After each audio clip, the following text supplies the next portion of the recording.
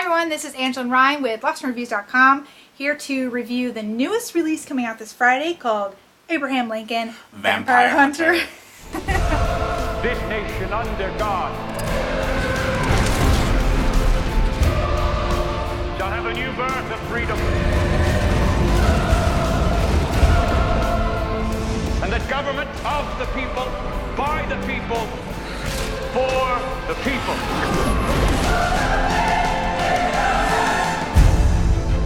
Okay, so just the name alone is going to either really intrigue you to want to see this movie or confuse the hell out of you. There was an older gentleman that came up to me and said, this is such a strange movie. I mean, they're combining a real historical president with this, vampires. With vampires, and I'm like, that's exactly right. What you should have said, because it's true. And that's what the story plans to try and tell you. I'm excited. This is written by Seth Grahame-Smith, who wrote that and Pride, Prejudice, and Zombies. It's kind of a big name, kind of hopped up there out of nowhere, where he's taking either old books or true stories and mixing them with something. And he did Men in Black 3, right? I think he wrote it. Yes. But it's directed by the guy who did Wanted and Night Watch and Day Watch, a Russian director, which I can't pronounce his name, Timur or something. I love his work. And it comes through really, really strong in this film. So the film story is basically Abraham Lincoln, the president, dictates his life, and it's kind of a journal writing kind of film, but it's played out kind of as he's writing it in the journal from young childhood up to his death, how he gets involved with becoming a vampire hunter. As simple as that, and then the action begins. So, Abraham Lincoln was casted really well, played by... That's so weird to say, that Abraham Lincoln was casted so well. It's just...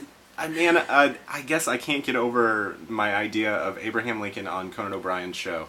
So I just think he's just become, and that sucks for Abraham Lincoln, but he's become a ridiculous character to me. Well, and this movie's not going to do anything to change your mind from that. Yes. So it was casted, Benjamin Walker was the one who actually played the role. And he did a fantastic job of not only looking the role, like in the face from all the pictures of Abe Lincoln, like we know, but pulling off the lines and dialogue well. And smashing stuff. And also, kicking ass and taking names, exactly. Because Abe Lincoln apparently has a problem with shooting off guns. He misfires and has problems with those. So he takes to the axe. What does that say about Abe? No, it's not. I don't think it's a hidden meaning like that. But he takes to the axe. And he can hit an axe out of trees so hard that he can chop down an entire tree with one swing. Okay. So, 20 minutes into the film, you're already living this epic life of Abe Lincoln. You know what else is really weird? I haven't seen the movie, but, he's honest to Abe, but he lied about these vampires. No, there's actually a really funny joke in the movie about that, because he is known as Honest Abe, and there's a part where he's kind of dating a woman, and she's like, what's going on? You're being so different. So he decides to come right out, and he's like, all right, look, here's the truth. At night... I hunt vampires. I go out and I hunt vampires, and I've killed 5, no 6. He goes into this very detailed story, and she's just like laughing the whole time, and that was the actual truth that he was telling. And she's like, "Okay, I like that." She says, "I thought you were honest." I like that. I like that.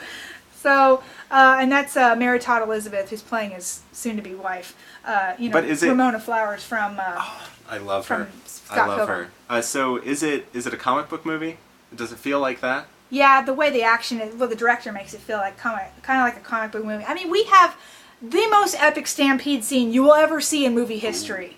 Okay, he has to chase after this evil vampire to try and kill him, and the vampire ends up spooking some horses to start a stampede, and then they start running through the horses so they can try and dodge each other, but that's not good enough. Then they have to start hopping up on top of the horses and running across them while the stampede's going on, but no, it gets even more epic. Then the vampire wants to pick up a horse by the leg and swing it at the guy, just straight at him. That's awesome. Okay, so from hearing about it, looking at the name, it kind of reminds me of those movies where it's like, super shark, 2-headed shark will kill you, it has 5 million teeth and it'll eat your body. Yes. Starring Pam Anderson. It's kind of like, it's a movie to drink to kind of movie. Awesome. It's a lot of fun. It's a lot better. It's better than a B film, for sure. I mean, Grindhouse. Yes, the story-wise is very entertaining. And talented people making a fun film. Good actors, and it's shot really, really well. Like, one of the most impressive things is the director's work with cinematography. I love him. I love his work, too. He's amazing. Although, my big complaint about it is I wouldn't pay the money to see this one in 3D. Oh, really? It's one of those movies that is kind of using the in-depth kind of 3D. So it was shot in 3D? I don't think it was. It felt like post-conversion. I need to look that up. They really don't actually. get the depth, though, when it's... That's what I'm saying. That's kind of the look they were going for, and they were kind of doing things like in Hugo where they like have the dust flying through the air, but it felt very distracting. Like you were wondering, did the director know there was dust flying in the air in front of it? I'm like this. Get that get that off that guy's face. Well, that seems successful. But then things like, throwing a horse at the guy should be kind of an easy gag, throwing it out at you, and it doesn't. So, I mean, I felt like most of the time I was being restricted with the glasses. So I would really recommend just seeing it in 2D because the action alone is going to keep you entertained, and the hilarity will ensue for sure. So I'm excited. I really, really, really want to see this. I know you wanted to go with me and you couldn't make it, but I got worried because I thought the story of Men in Black 3 was horrendous.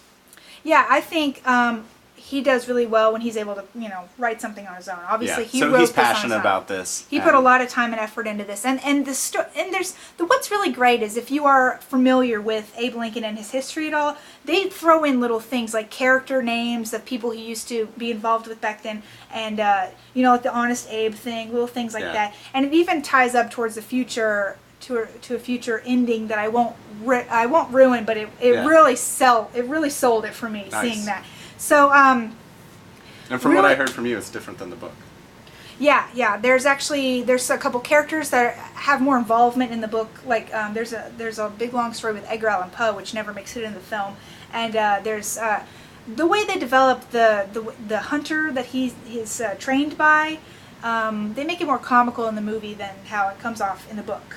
So, but the movie's supposed to be comical. Yeah, it's going for a very campy feel. I hate it when people scream about changes in film from book. It's two different mediums, and you have to do these things in a movie. You've got to condense things. You've got to put it. You've got to do what you got to do. Now, this is one of those movies that really, really works. And I think also works as a story in book-wise. So I think they did a fantastic job of converting it. They had a really great director on top of this. So I'm excited to see whatever else Seth Grahame-Smith puts out in book-wise. Yeah. And then, of course, the director, Timmer something, I'm always behind whatever he's going to put out because I really like his style. He's got a very, really high action No, style. He didn't do Men in Black 3. I'm confused. He didn't do Men in Black 3. He did... that Tim Burton movie, that Dark Shadows. He did Dark Shadows, and I did not like that. Oh, okay. Yeah, that's what he did. He wrote that story. He wrote. That's right. Dark Shadows, and I was really disappointed in the beginning, and it had a whole bunch of plot points that were trying to come together, and then in the end, it just didn't work out. But yeah, he did Dark Shadows. I apologize to whoever did Men in Black 3 because I didn't like that either. But I'm sorry I had to put that on him. Okay, well at least we got that on film. It wasn't Men in Black 3. Yeah. Okay, so. Overall, I'm going to really recommend this film. Now, it's not going to be for an older generation. It's really just kind of go over your head. But for people our age, people a little bit younger, I think it's PG-13, so it should be okay as far as violence-wise. There's no, sexual gratuity or anything. It's Abe Lincoln. Yes. Yes, I want to see this. Any chance he fights a gigantic shark with two heads? Vampire shark. Vampire shark. No vampire. Maybe the sequel. I don't know. All right. So a little less excited to see it now, but I want to see Abe really Lincoln great film. I had a lot of fun with it. I went in expecting a campy, fun kind of a Bruce Campbell kind of film, and that's exactly what I got. Awesome. So highly recommending it. I'm going to give it 4 out of 5 Stampedes. Yes, because that scene just sold it for me. I'm excited to see it. I'll definitely probably go see it tomorrow when it comes out. But that is it from Ryan and Angela and LostReviews.com. Again, I'm sorry that I put Men in Black 3 on that guy. Okay. Okay, that's it. All right, bye.